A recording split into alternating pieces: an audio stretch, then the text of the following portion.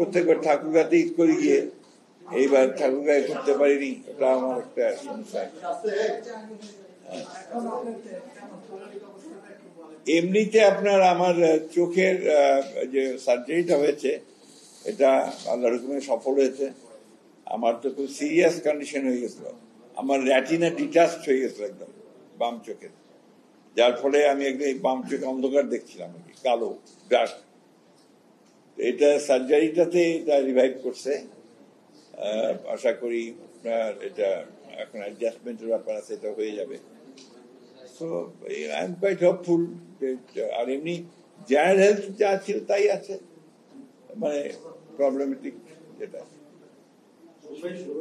আমি কিন্তু আজকে আসছি শুধু আপনাদের সঙ্গে জাস্ট দেখা করা, গল্প করা। না সে তো হবেই, আপনাদের সঙ্গে কথা বললে কি আর আপনার সংবাদ ছাড়া, এই রাজনীতি ছাড়া কথা বলা যাবে? আমাদের যোগাযোগ মাধ্যম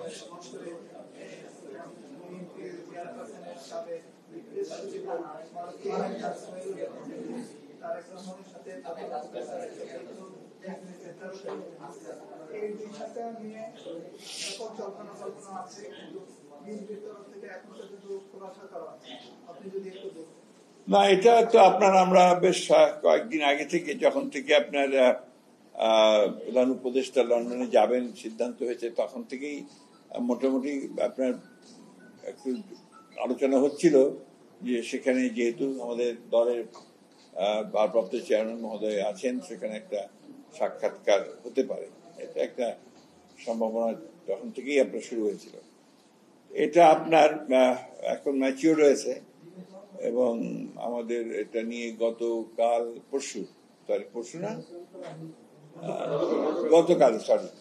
গতকালই আপনার আমাদের একটা স্ট্যান্ডিং কমিটি মিটিংও হয়েছে। এটা আপনাদের জানানো দরকার যে চেয়ারম্যান সাহেব নিজে অসুস্থ থাকে, অসুস্থ থাকার পরে উনি নিজে মিটিং করেছেন, ওনাকে ফর্মালি দাওয়াত করা হয়েছে মিটিং এর জন্য। এটা আপনার 13 তারিখে 9টা থেকে 11টা পর্যন্ত লন্ডন টাইমে এই সময়টা দেওয়া হয়েছে আর কি। তো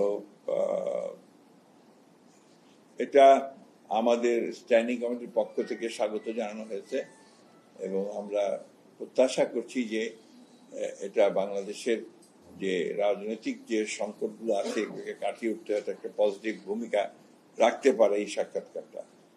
একই সঙ্গে আমি ব্যক্তিগতভাবে মনে করি যে সাম্প্রতিক কালে রাজনৈতিক যে প্রেক্ষাপট, যে অবস্থান, এটা একটা বড় ইভেন্ট, এটা একটা টার্নিং পয়েন্ট হতে পারে আপনার কি, যদি সবকিছু সঠিকভাবে চলে তাহলে নিঃসন্দেহে এটা একটা টার্নিং পয়েন্ট হতে পারে। কারণ বর্তমান যে সরকারের প্রধান উপদেষ্টা প্রফেসর ডক্টর ইউনূস, তিনি দেখা করবেন আমাদের দলের ভারপ্রাপ্ত চেয়ারম্যান, যিনি দল চালাচ্ছেন দীর্ঘদিন ধরে এবং রাজনীতিতে প্রধান কেন্দ্রবিন্দু হয়ে আছেন বাংলাদেশে, এবং এই আপনার আমাদের ছাত্র জনতার অভ্যুত্থানের মধ্যে একটা প্রধান ভূমিকা পালন করেছেন।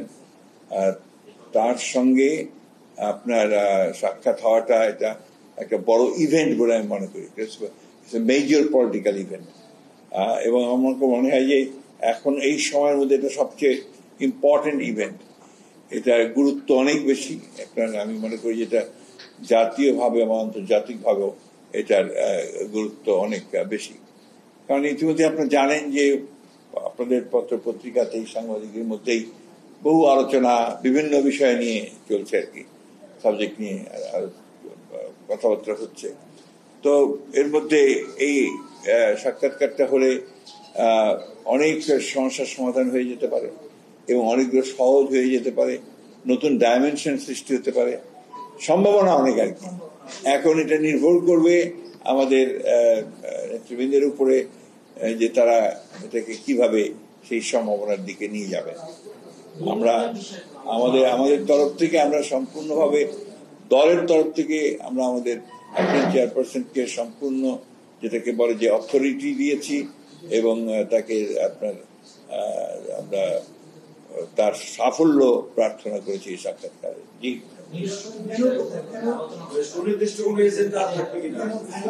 এখানে সুনির্দিষ্ট কোনো এজেন্ডা নেই। ভেন্যুটা হচ্ছে উনি যেখানে আছেন, আপনার যে হোটেলটা নামটা হচ্ছে আপনার, হ্যাঁ ওইখানেই হবে এটা মেট্রো।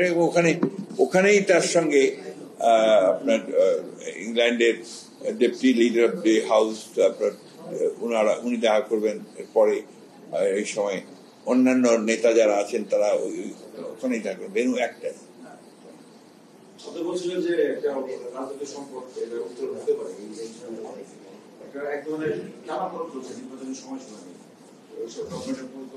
ঘোষণা করা হয়েছে আপনারা চাচ্ছেন যে ডিসেম্বরের অনার অবস্থানে আছে, এখান থেকে এই ডেভেলপ হতে পারে না। বললাম তো যেটা একটা বিরাট সম্ভাবনার সৃষ্টি করেছে আপনার এটা। আমি তো রাজনীতিতে সবসময় আপনার খুবই ইতিবাচক মানুষ, এবং আপনার আমি সবসময় পজিটিভ দিকটাই দেখতে চাই, রাইট দিকটাই দেখতে চাই।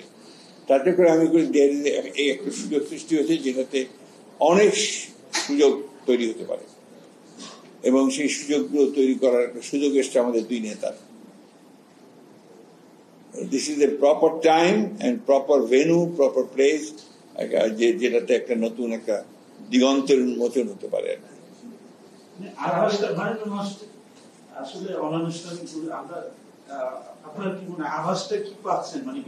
না, এটা শুনে আমি আপনাকে পরিষ্কার করে বলি।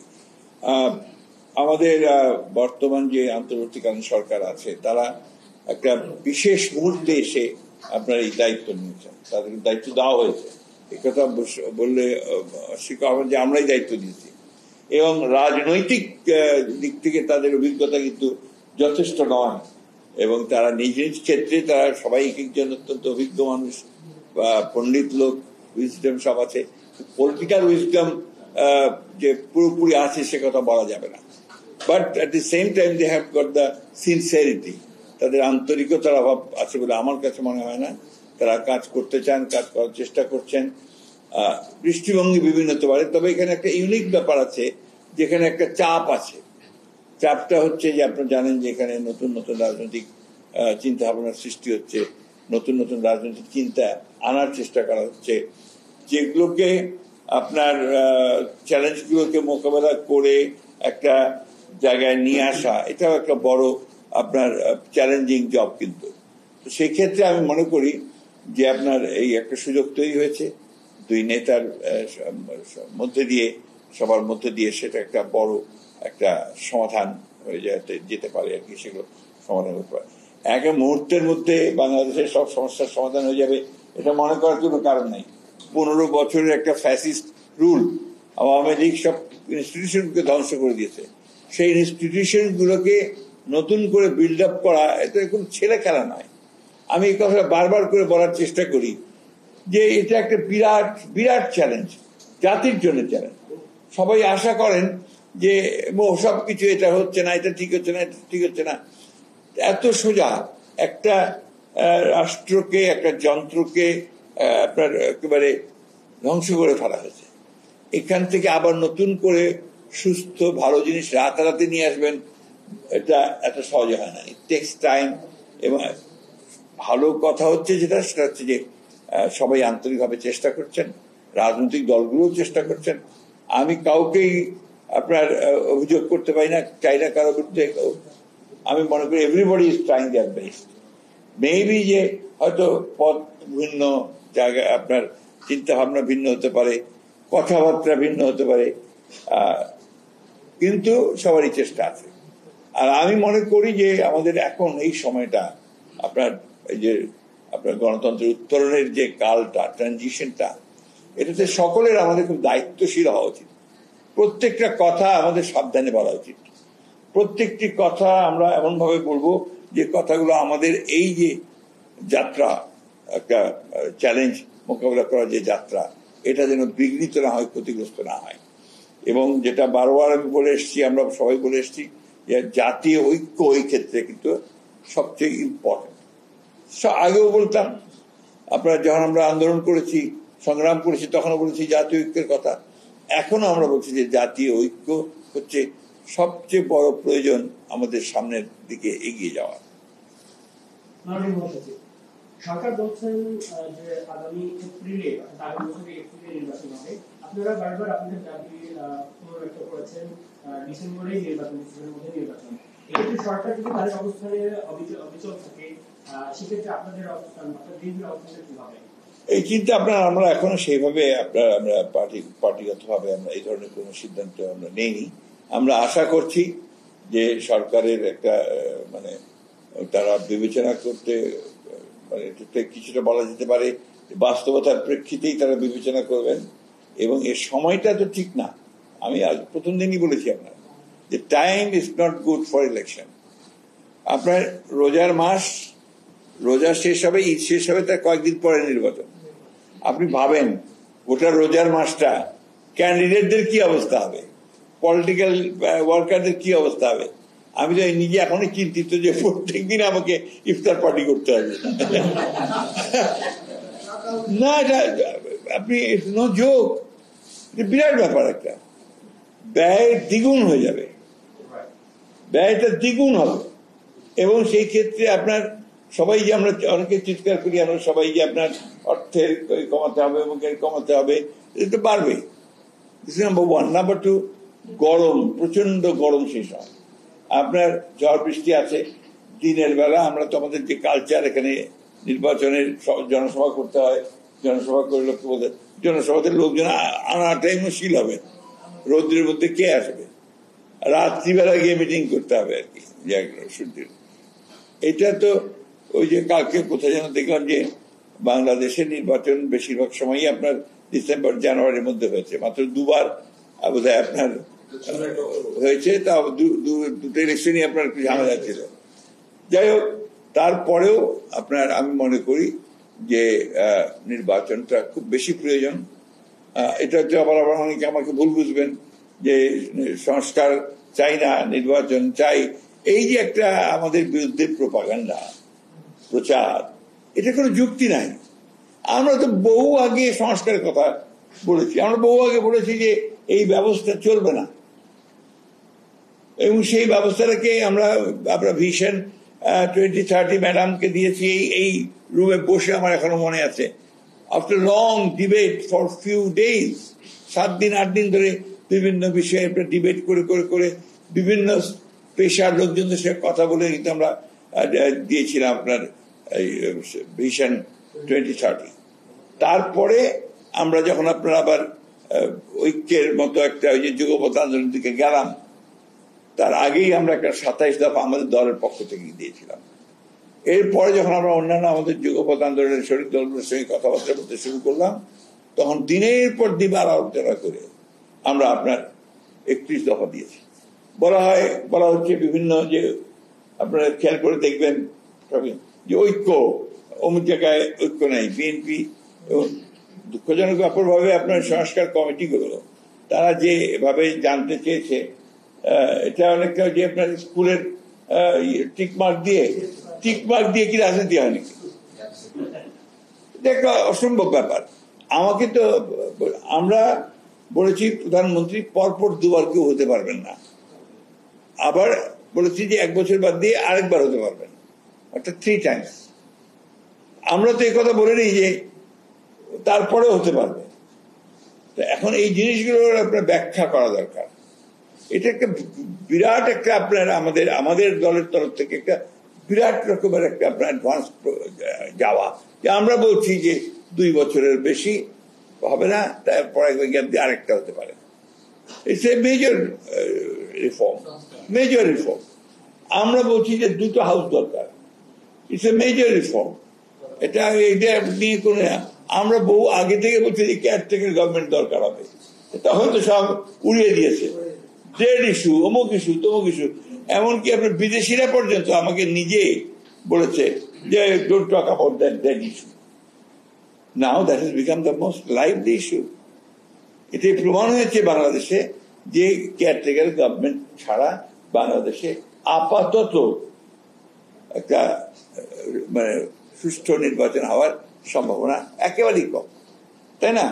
তো সেই জিনিসটা তো আপনার একটা কেমন যেন একটা নেগেটিভ প্রচারণা বিএনপির বিরুদ্ধে চলছে সব জায়গায়। But why? কেন? কারণটা কি? কারণটা কি? আমরা তো আপনার এগুলো করেছি, নতুন নতুন কাজগুলো করেছি, তো সম্পূর্ণ পরিবর্তন আনার কাজ করেছি। তো এখন আমি জানি না, কিছু কিছু মানুষ আছেন যারা বিএনপিকে ডিফেম করার জন্য, বিএনপির বিরুদ্ধে কথা বলার জন্য কথা বলেই যাচ্ছেন। তো বাস্তবতা হচ্ছে যে বিএনপি ইজ এ রিয়ালিটি। আর বিএনপি এমন একটা দল যে একে যত কিছুই বলুক, তাকে সহজে আপনার শেষ করা যায় না, কখনোই যায় না। আপনার বিএনপি জন্মের পর থেকে বহুবার চেষ্টা হয়েছে। তার প্রধান আপনার জিয়াউর রহমান সাহেব প্রতিষ্ঠাতা, তাকে গুলি করে মেরে ফেলা হয়েছে, তাই না? সবাই বলছে যে শেষ, বিএনপি ইজ ফিনিশড। আবার দেখেন 9 বছর বেগম জিয়া, দেশনেত্রী বেগম খালেদা, তিনি আপনার আবার সেই লড়াই করে করে করে করে করে বিএনপিকে ক্ষমতায় নিয়ে এসছেন 1991-তে, 1991, তাই না? 91-তে। তো এই যে বিষয়গুলো পরবর্তীকাল সবগুলোই এখন এই 15 বছরে তো আমরা বিলীন হয়ে গিয়েছিলাম প্রায়। ভাবছেন এই বিএনপি শেষ হয়ে যাবে, বিএনপি খণ্ড বিখণ্ড হয়ে যাবে, কত লেখালেখি, কত কিছু পারেনি তো। একটা লোক ছাড়া 2টা লোককে বেঁধে নিতে পারে না, তাই না? সব একেবারে ভেড়ার পাড়ার মতো ঢুকিয়েছে জেলের মধ্যে, চেষ্টা করেছে, অত্যাচার করেছে, নির্যাতন করেছে, নখ তুলে নিয়েছে, আমাদের ছাত্রদের, আমাদের যুবক ছেলেদের নখ টক সব তুলে নিয়েছে, চরম অত্যাচার নির্যাতন করেছে। তারপরেও তো নিতে পারেনি। BNP is there, very much there. হ্যাঁ, সমস্যা কিছু আছে, সেটা আমরা অস্বীকার করবো না। তো এত বড় দল, এত বড় দেশ, মানুষগুলোর কালচারটা রাতারাতি আপনার সব বদলে যায় না। আর আমি যে কথাটা আমি সবসময় বলার চেষ্টা করি যে ডেমোক্রেসি ইজ এ কালচার। এটাকে আপনাকে প্র্যাকটিস করতে হয়। এটা একদিনে আপনি এটাকে করতে পারবেন না। যে সমস্ত দেশের ডেমোক্রেসি আছে পশ্চিমা বিশ্বগুলোতে, শত শত বছর তারা ডেমোক্রেসি কালচার করেছে, এবং তাদের প্রথম দিকটা দেখেন পার্লামেন্টের মধ্যে মেরে ফেলেছে।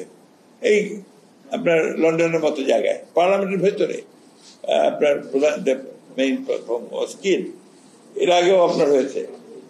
তো গণতন্ত্রে এই জিনিসগুলো কিছু কিছু থাকবে, সমস্ত আপনার একেবারে সেই আপনার ফুলের বিছানার মতো হয়ে যাবে তা তো না, এটা হতে পারে না।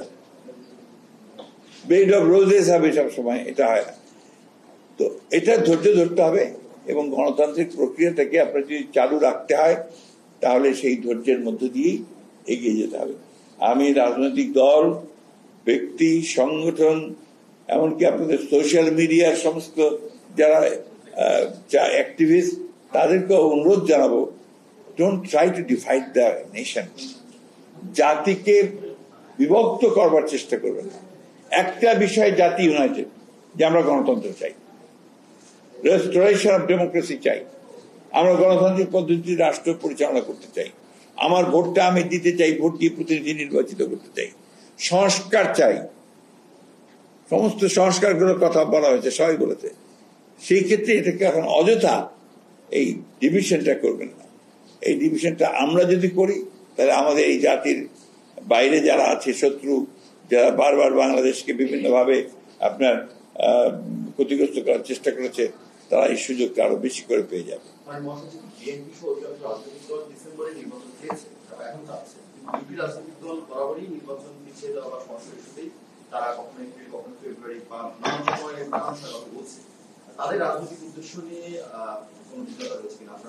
আমি একটু যোগ করি, আপনাদের স্টেটমেন্টে একটা স্টেটমেন্ট দেওয়া হয়েছিল এই বিষয়ে যে একটি গোষ্ঠীর সুবিধা রক্ষার জন্যই অন্তর্বর্তী সরকার উঠে পড়ে লেগেছে।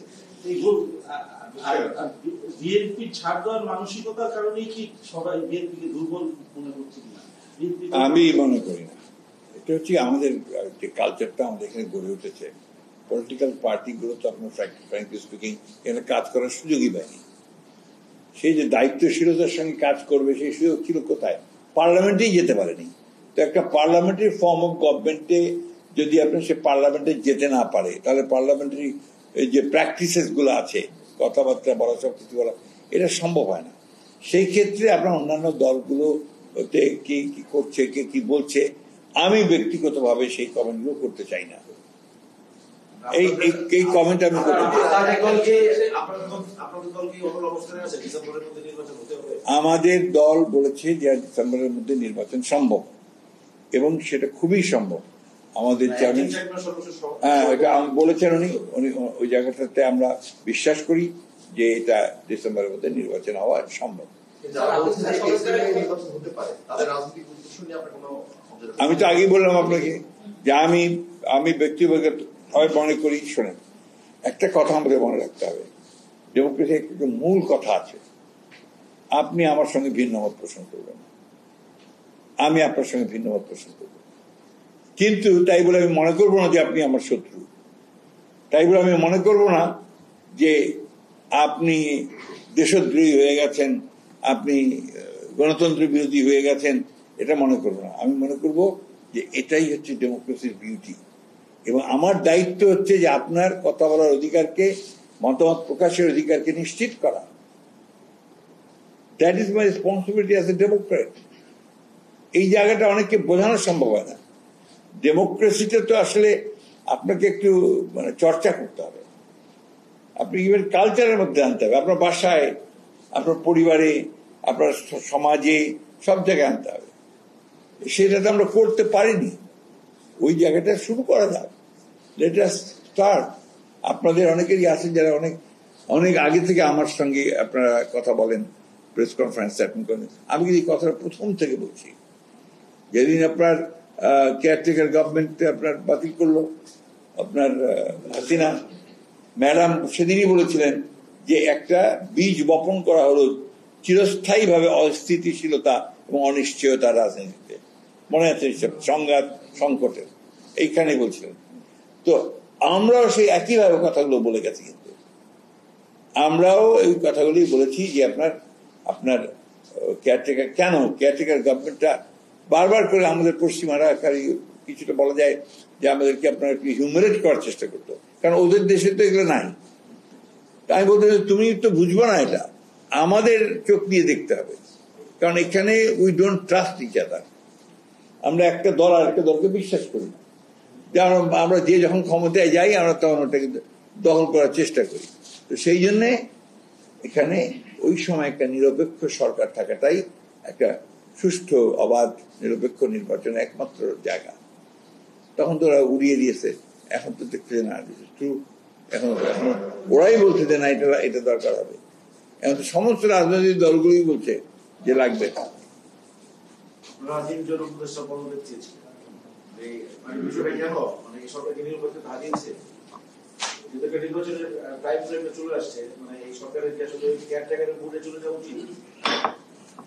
আমি কিন্তু মনে আছি না আপনাদের, আমি বহু আগে বলেছিলাম কথাটা, যে ইলেকশন জন্য সুষ্ঠু নির্বাচন করার জন্য আপনার there should be a caretaker government. Form কি করবেন, এই অন্তর্বর্তী সরকারের ফর্মটা কি থাকবে না থাকবে সেটা কিন্তু কেয়ারটেকার গভর্নমেন্টের আন্ডারেই ইলেকশনটা হওয়া উচিত। আমি আগেই বলেছিলাম এটা, এবং আপনি খেয়াল করে দেখবেন যে সেই সময় এটা নিয়ে অনেক কথা হয়েছে। আপনার কিছু রাজনৈতিক দল সমালোচনাও করেছে যে আমি আপনার এখানে 111 আনতে চাই, অমুক আনতে চাই, বলেছে অনেকে এই কথাগুলো, আমার যতদূর মনে পড়ে আর কি। এটা হয়েছে আপনার অভিজ্ঞতার অভাবের কারণে। কিন্তু আমি যে কথাগুলো বলেছি অভিজ্ঞতা থেকে বলেছি। আপনাদের মনে আছে যে 5 অগস্টের পরেই আমরা একটা পার্টি অফিসের সামনে একটা জনসভা করেছিলাম। সেখানে কিন্তু আমি 3 মাসের মধ্যে নির্বাচনের দাবি তুলেছিলাম, মনে আছে আপনার? এটা নিয়ে আমি যথেষ্ট সমালোচনা ফেস করতে হয়েছে আমাকে, যে এখনই বিএনপি নির্বাচন চায়, অমুক চায়, তমুক চায়, শুরু হয়ে গেছে। কিন্তু প্রমাণিত হচ্ছে কি?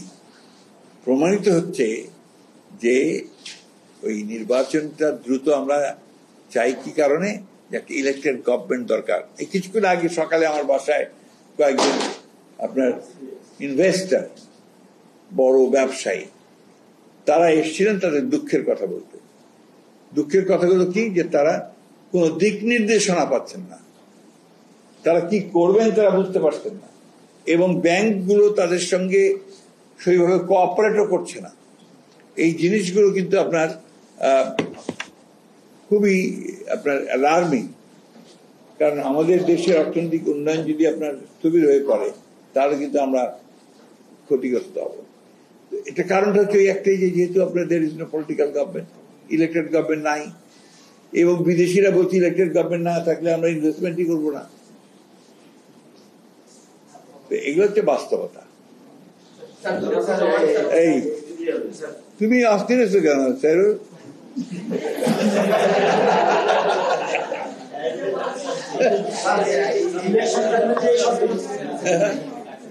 ইলেকশনটা যে সরকারটা হবে, মানে সেই সরকারের সাইজ সেটা কি ছোট হওয়া উচিত কিনা? না না, অবশ্যই। আমি তো মনে করি যে আপনার, এখন আমি অনেকগুলো কথা আমি বেশি বলতে চাই না, আপনার বলা ঠিক হবে না, এই মুহূর্তে বলা ঠিক হবে না। নাহলে এখন যারা আছেন তারা আগেও তো ছিলেন, আপনার উপদেষ্টা হিসেবে দায়িত্ব পালন করেছেন অনেকে, কিন্তু কয়েকজন, আমি নাম বলতে চাই না, আপনাকে আগে বলছি, তারা তো তখন তো 85 দিন 90 দিনে অধিবেশন করেছেন, 90 days এর মধ্যে ইলেকশন করেছেন। তো কেন হবে না? হ্যাঁ, একটা কমন ডিমান্ড আছে, ডিজায়ার আছে, এটার আপনার স্ট্রাকচারাল পলিটিক্স এবং স্ট্রাকচার চেঞ্জ করতে হবে, সংস্কার আনতে হবে, ওটা আমরা একমত হয়েছি এবং আমরা কাজ করছি।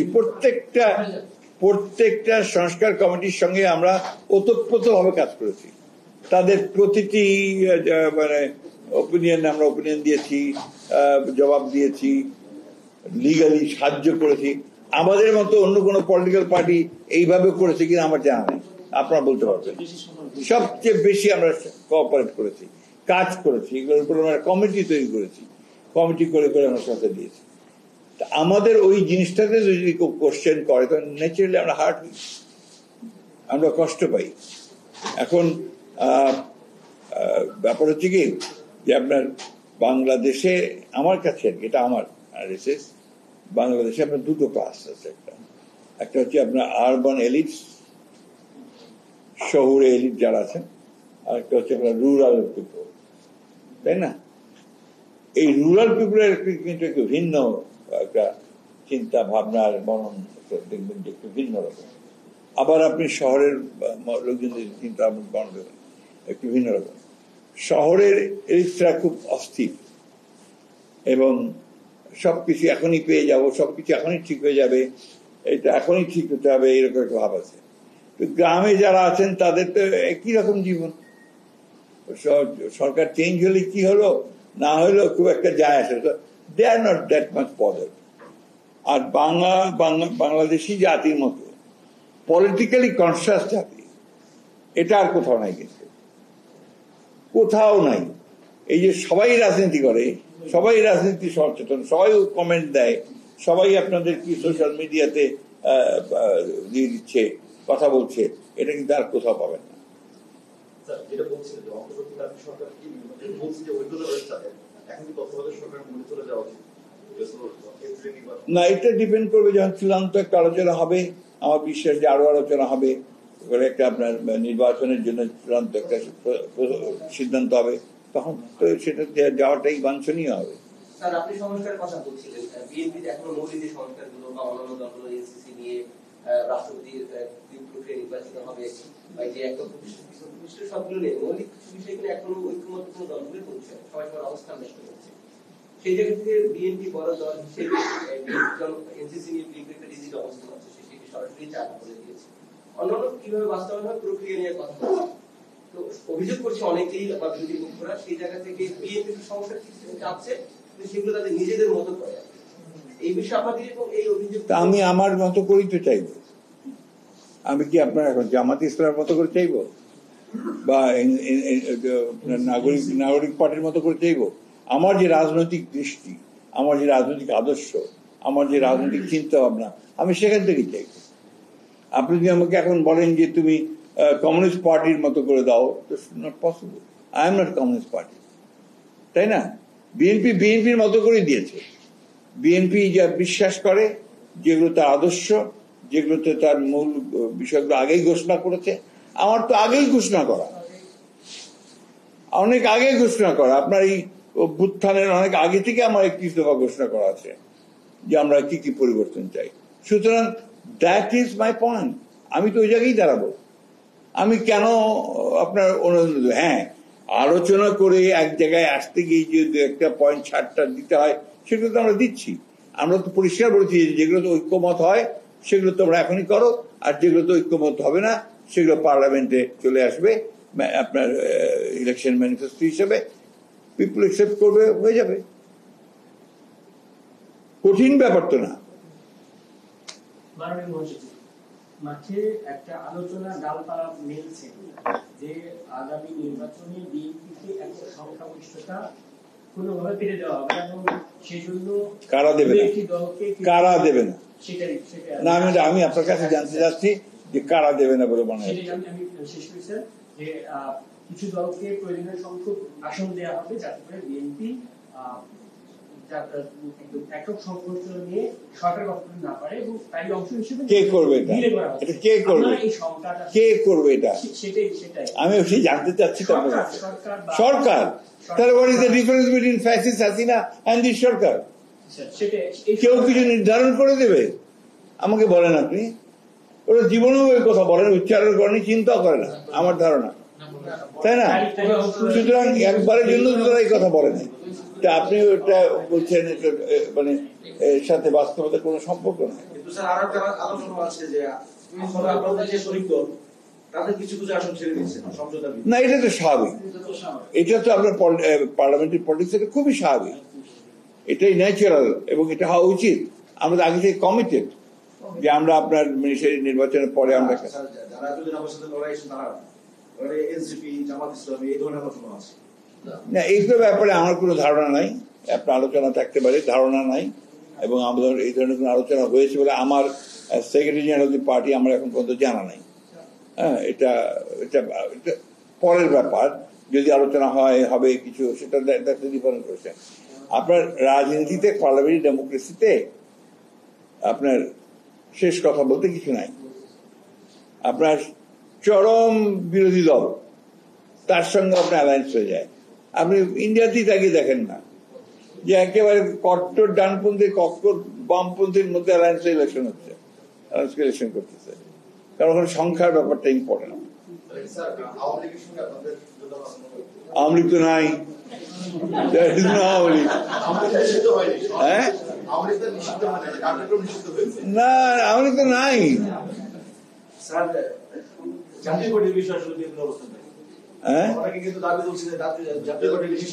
শোনেন, আপনারা যে পার্টিগুলোর কথা বলছেন আর কি, এই পার্টিগুলোর সঙ্গে সবচেয়ে বেশি বড় বিরোধ আমাদের বিএনপির। আওয়ামী লীগের সবচেয়ে বড়, তাদের অত্যাচার, নির্যাতন, নিপীড়ন, ফ্যাসিবাদের সবচেয়ে বড় ভুক্তভোগী হচ্ছে বিএনপি, ঠিক না?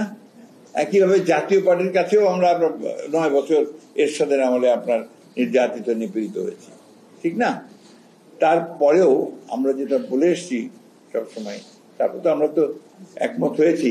জাতীয় পার্টির আওয়ামী লীগের এটাকে আপনার বন্ধ করেছে, আমরা তো বলেছি যে ঠিক আছে, কিন্তু আমরা যেটা বিশ্বাস করি পার্টি হিসেবে, যে গণতন্ত্রকে গণতন্ত্রের মতো চলতে দেওয়া উচিত, এটা এর মতো চলুক।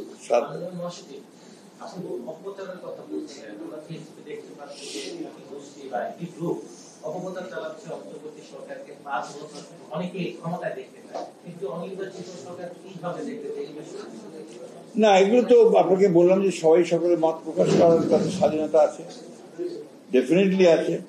এখন আপনি যদি বলেন যে এটা কিভাবে চায়, উত্তর তো ওরা দিতে পারবে, আমি দিতে পারবো না, তবে এগুলোর কোনো ই নেই, আপনার কোনো ভিত্তি নেই। এগুলো যারা বলে তারা আপনার বলার জন্য বলে। আরেকটা সুবিধা আছে, বাংলাদেশের মানুষের মধ্যে আপনার একটা আত্মপ্রেম, মানে ইউটিউব করলে ওখানে নিজের ছবি দেখা যায়, কথা শোনা যায়, বা ওই যে আপনার সেলফি নেয়, ওখানে একটা আসে ছবি নিয়ে, এটা একটা দেখবেন একটা, এটা কিন্তু মূল বিষয়টা, সাইকোলজিটা হচ্ছে একটা আত্মপ্রেম। আমার ছবিটা আমি দেখতে চাই, আমার কথাটা আমি শুনতে চাই, ভয়েসটা শুনতে চাই, এই জিনিসগুলো আসে। সেখানে সবাই ওই সুযোগটা নিচ্ছে, আপনার এই মোবাইলের সুযোগ নিয়ে নিচ্ছে। কিন্তু রাজনৈতিকভাবে যখন আপনি এগুলো দেখবেন, তখন তো আপনাকে রাজনৈতিক দায়িত্বশীলতা, as a responsible political party আপনাকে চিন্তা করতে হবে। তো কে কি বললো না বললো তাতে নিয়ে তো আমার কে কান চিনে নিয়ে গেল বলে আমি কানের পেছনে দৌড় দেবো, এগুলোকে আমরা কোনো গুরুত্বই দিই না। আমার শেষ একটা প্রশ্ন আছে। প্রশ্ন হলো, আপনি বলেছেন আওয়ামী লীগ নেই। অনেকে বলছেন, যারা বিশেষ করে অনেকে আমরা দেখছি যে বিভিন্ন সময় লেখালেখি করেন আওয়ামী লীগের, যে আওয়ামী লীগকে যদি নির্বাচনে অংশগ্রহণ করতে না দেওয়া হয়, তাহলে ইন্টারন্যাশনালি এই যে ইলেকশনটা হবে সামনে, সেই ইলেকশনটা ইনক্লুসিভ ইলেকশন হিসেবে মানে গ্রহণযোগ্যতা পাবে কিনা, আপনারা কি মনে করেন? ইলেকশনটা হোক, হলে দেখা যাবে। আমরা তো কি মনে করি বলেই দিয়েছি। আমরা তো স্টেটমেন্ট দিয়ে বলেছি আপনার আওয়ামী লীগের কার্যক্রম নিষিদ্ধ করার পরে পার্টি থেকে একটা স্টেটমেন্ট গেছে তো, পার্টির প্যাডে, তাই না, পার্টির স্ট্যান্ড গেছে তো, ওটাই তো পার্টির স্ট্যান্ড। স্যার, আওয়ামী লীগ বাদ দিয়ে আওয়ামী লীগের যারা শরিক দল ছিল, জাতীয় পার্টি ও চতুর্থ জোট, তাদেরও যদি এই ইলেকশনে পার্টিসিপেট করতে দেওয়া না হয়, তাহলে সেই করতে আমরা তো সেই ইস্যু তো আসেনি ভাই এখনো। জাতীয় পার্টির ইস্যু আসেনি, বা আপনার অন্যান্য দলগুলোকে সংশোধন করতে না দেওয়ার ইস্যু তো আসে নাই।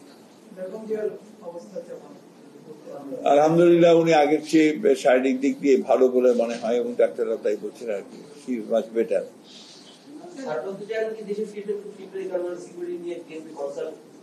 নিশ্চয়ই দেশে ফিরবেন, অবশ্যই দেশে ফিরবেন, শিগগিরই ফিরবেন। নভেম্বরে ইলেকশন হওয়া সম্ভব, এটা বিএনপি বলেছে যে 4 ডিসেম্বরের আগে নির্বাচন সম্ভব, এবং আলোচনা যদি এমনকি আসে যে জানুয়ারির কথা, নভেম্বর থেকে জানুয়ারির মধ্যে ইলেকশনের কথা যদি আলোচনা হয়, না, আমরা তো আমরা বলেছি আপনি কালকে নির্বাচন করতে পারেন, আমরা কালকে রেডি। কারণ হচ্ছে বিএনপি নির্বাচনের দল। আপনি এর আগের উত্তর আমি বহুবার দিয়েছি যে BNP is always ready for election, কারণ এটা নির্বাচনের দল, এটা নির্বাচন করেই ক্ষমতায় যেতে চায়। এই যে আপনার অনেকেই, ভাই আমি তো বিপ্লবী দল নই, খুব পরিষ্কার কথা, আপনারা আমাকে কোট করতে পারেন, আমরা কোনো বিপ্লবী দল নেই, আমরা নির্বাচন করেই জনগণের ভোটের মাধ্যমে আমরা ক্ষমতায় যেতে চাই। সুতরাং এই ব্যাপারে তো আপনার আমি কোনো আমাদের কথাগুলো খুব পরিষ্কার আর কি, এবং যখন সবাই চাইবে, একমত হবে, তখন নির্বাচন হবে, অসুবিধা নেই। Thank you very much.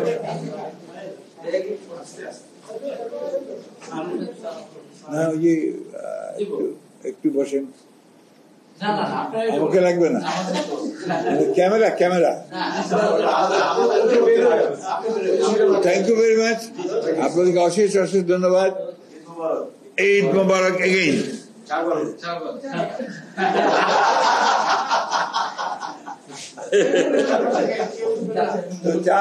চা খেয়ে যাবো।